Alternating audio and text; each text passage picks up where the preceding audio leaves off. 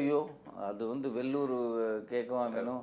அதுவும் ஏப்ரல் மாதம்ல வெயில் வந்து அதாவது தெறிச்சு ஓடும். ஆனா அப்படி ஒரு வெயில். வந்து ரூமில் வந்து ஏசியை ஃபுல்லாக வச்சுட்டு குளிச்சுட்டு துடைக்காமல் அப்படியே நிற்கிறது எரியும்.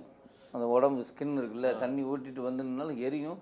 அந்த சில்னஸ் கொஞ்சம் கொஞ்சமாக நம்ம உடம்புக்கு அந்த சில்னஸ் படுறதுக்கு நைட்டு 11 12 ஆகிடும்.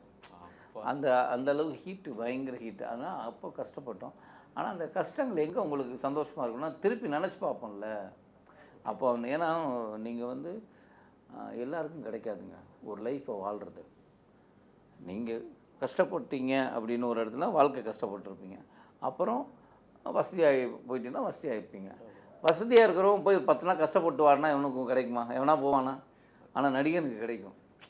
நீங்கள் வந்து எல்லா வசதியும் இருந்துட்டு திடீர் ஒரு 35 நாள் நீ போய் கஷ்டம்டா பண்ணணும், வெயிலனால நிற்கணும், உனக்கு இப்படி தாண்டா ரூமு, இப்படி தாண்டா உணவு, இப்படி தாண்டா இருக்கணும், இதான் ட்ரெஸ்ஸு, இதுதான் அப்படின்னு இருக்குல்ல.